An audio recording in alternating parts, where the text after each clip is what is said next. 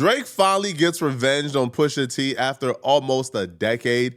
If you guys don't know what's going on, Pusha T got exposed earlier this morning and everybody is discussing it. We'll get back to the video shortly, but I wanted to let you guys know this video is being sponsored by Kalshi. Kalshi is an app where you can make money predicting current events. I put money on what the weather is going to be every day on Kalshi. I check the weather app when I wake up. And really all I do is I look at what the highest temperature is going to be for the day. Then I go on Kalshi and place a prediction on what I think the highest temperature is going to be for the day. I'll say probably 7 out of 10 times my weather prediction hits. Sometimes it doesn't hit. But if you want to get paid by predicting weather on a daily basis, you can do so on Kalshi by clicking the link in my description and downloading the app and using code FLACO to get $10 on your first deposit. This random Twitter page, along with other pages like Grand Wizard, Chat Ninja, and Academics TV, who, has been pro Drake for a long time, they were able to get their hands on a 4-minute long audio of Quentin Miller reference tracks for some Pusha T songs.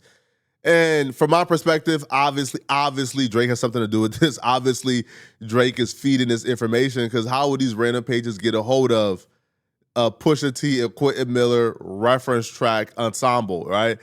Now, the reference tracks that is a part of that audio, right, because obviously we can't play the full thing, or apparently a hook from an unreleased Pusha T track called Real Gone, supposedly from the Daytona session circa 2017 and 2018. There were 2 other tracks that are more unclear, but they are allegedly from a similar time frame. Now, the 2 other tracks people are saying isn't as bad as the first one, because those 2 other ones are apparently just hooks. The spirit of Masha on the beast in me. We can only play about 3 seconds, obviously, because Rock Nation is looking for these videos to strike it. But Pusha T is word for word. Like the Quentin Miller reference track, Pusha T didn't change not a goddamn thing. He rehearsed it word for word. This is the pure definition of what a reference track really is. You wrote the hook and you wrote the verse. The spirit of Marshawn, the beast in me. But the entire verse, Pusha T rehearsed. Even, checks in the lobby, Pusha T said that as well. Real Gonna Come Out, Pusha T says that as well. The entire verse was written by Quentin Miller, and there's multiple other examples of this.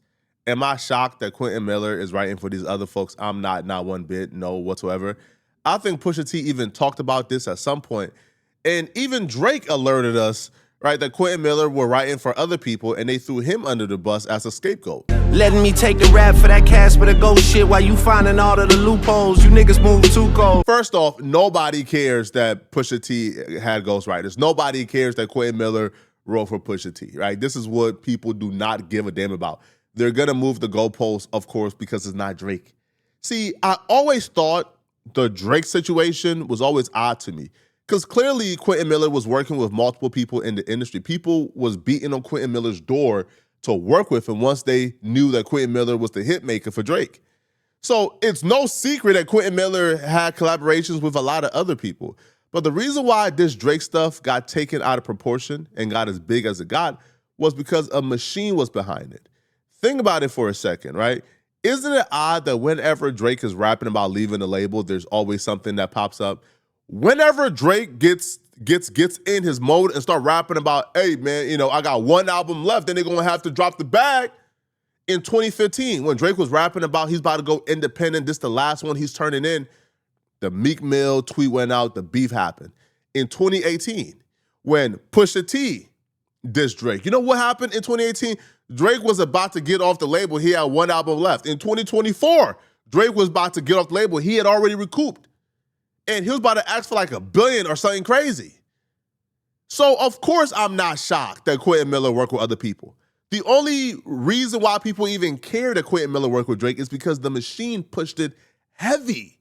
Even though I don't think this is too much of a big deal, or I don't feel like the public would treat this like a big deal, other content creators like What's the Dirt and Academics ran to their streams to discuss this and point out the hypocrisy between how people is treating Pusha T and how people once treated Drake. There's just no way that Pusha T, of all people, King Push, the Clips, Album of the Year, Pusha T, of all people, got ghostwriting allegations, and you're not gonna believe who was with. Knew that I would be what I became. Knew that I would be what I became. You're not gonna believe who was with. You can't make this up, bro. It's Quentin Miller. I guarantee he's very honest, because if he's not honest, he has no shame. Now I got me looking back at his discography and thinking, like, did he write any of this? Like, Lord willing, I had that poster on my bedroom wall. as a kid. But my mama could see. No, cut it off. I could tell right away that that's Quentin's pen. That's Quentin's pen right there, man. You could tell. You could tell. See, now I can't even, like, Let God Sort Him Out was my favorite album to drop last year, and now, like, there's just an asterisk on this now. Quentin probably wrote for Malice, too, for all we know. It was written like Nas, but it came from Quentin. At the mercy of... No, seriously. I honestly thought Pusha T was smarter than this. Like, the fact that he would write this when he already got bars from Quentin himself, like, this has to be... No, this is easily one of the worst aging bars I've ever seen. No, but, like, bro, it's different, man. Like, he credited him, man. Sorry, doesn't matter if he's credited. Look, and I'm just a guest in the culture. All I can do is go off, like, past experiences when this happened and, like, how the culture reacted to it. Push's discography's a wash. How we know if he wrote it? Yo, who would have thought Drake just being quiet and saying nothing would cause the most devastation? Because we gotta be honest, it's Iceman year. It's not even Iceman season. All these dudes are crumbling. All of his enemies are dying, and he's not saying shit. Drake should be quiet more often. Maybe I'm being anticlimactic here. I don't think that Quentin Miller wrote Pusha T's masterpieces, okay? I don't feel like Quentin Miller had any verse on Let God Sort Him Out. I would hope not, bro. Because those were some really personal songs. Like, those were some really personal songs, bro. Even, like, the record where Malice and Pusha is, like, both speaking from, like, their mom and their dad perspective and the day their dad passed away. It felt like just things like that. I don't feel like Quentin Miller can write that. I don't feel like Quentin Miller was in the circuit or even in the fold when Let God Sort Him Out was written, right? But nonetheless, though, people is rolling with that narrative now, and I know what they're doing is they're essentially playing the same game that fans of Pusha T, Kendrick, and Meek Mill played, which is because they heard reference tracks for Drake, they discredited Drake's entire catalog. People were saying, oh, Drake is now disqualified of ever being considered a top 5 or top 10 rapper of all time because of the ghostwriting rumors. They're just applying those same standards to Pusha T, and I understand.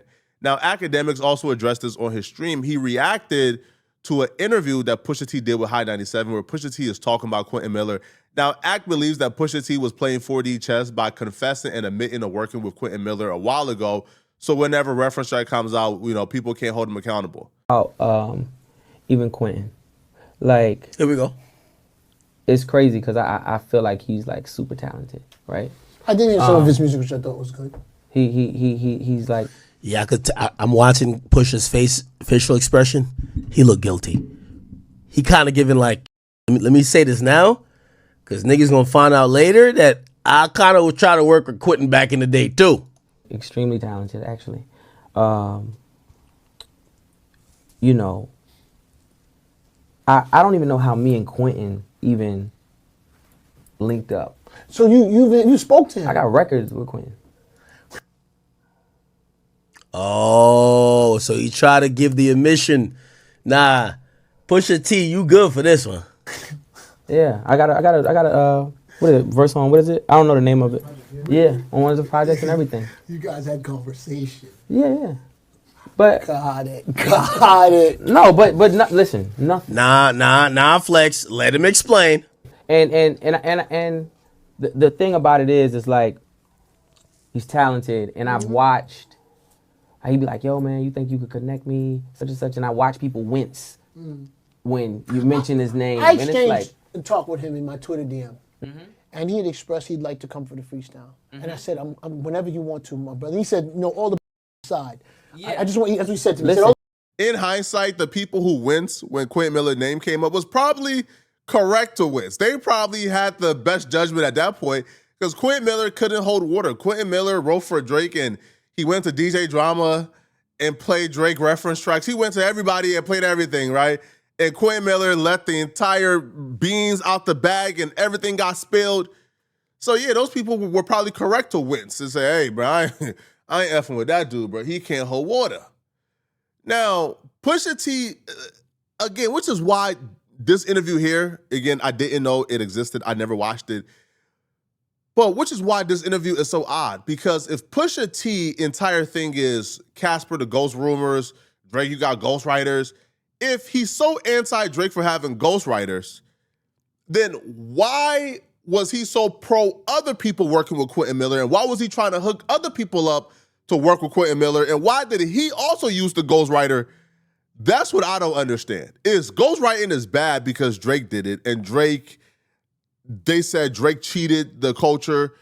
Drake's like number ones and his hits are art manufactured. He didn't write it. It doesn't count.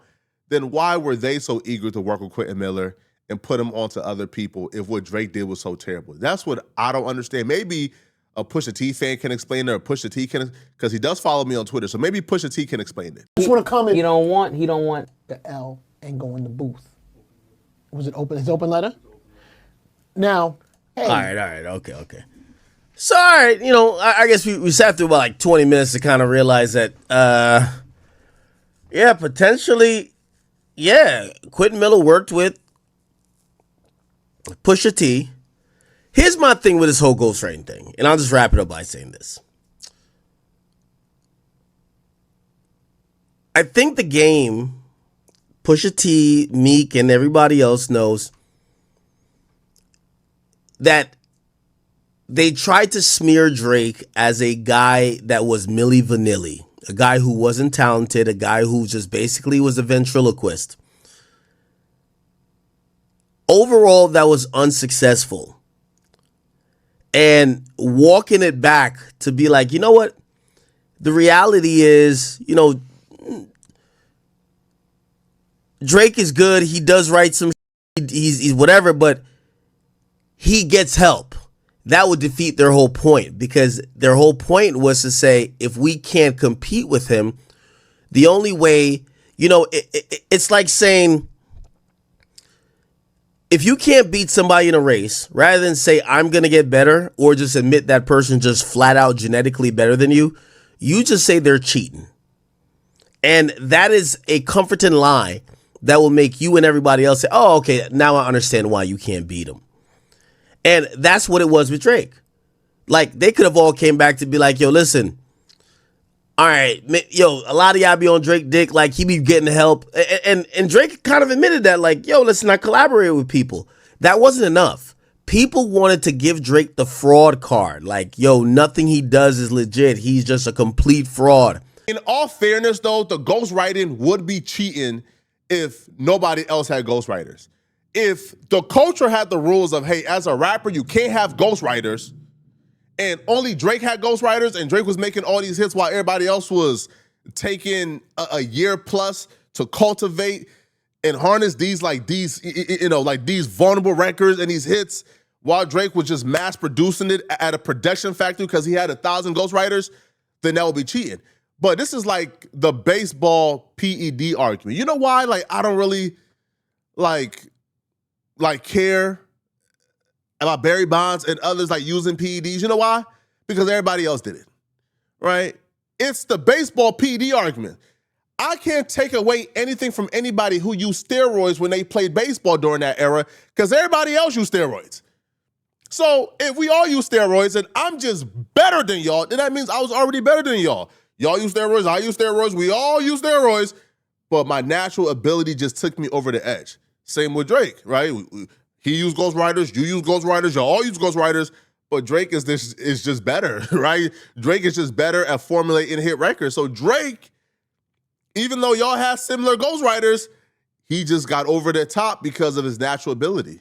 And that's what I think people fail to understand, and that's why they still hate Drake. Do I feel like this Pusha T story is gonna go anywhere? I don't feel like people care about Pusha T ghostwriting in general. I don't feel people care about ghostwriting at all. Right? I feel like Drake kind of took the hit for it, and then after Drake, nobody else cared. You feel me? But let me know in the comment section, what do you guys think about this? Do y'all care that Pusha T may have ghostwriters? Let me know, okay? And if you're still watching this video and you want to watch another good video, click on this video right here somewhere on my screen, where I break down how Charlamagne the God just exposed the uncomfortable truth that everybody wants to ignore about Pusha T. No, not Pusha T. Pooh Shiesty and Gucci Mane. He broke down the real. Click on this video right here to find out what I'm talking about. And if you enjoy my content, like this video and click the hype button that pops up after you like it. That's really important. That's the best way to show support. You get 3 free hypes a week. So please hype this video. It's the best way to support me and push my videos. I'm going to see you guys in the Charlemagne, Pusha T, and Gucci Mane video. I'm out of here, folks. Peace.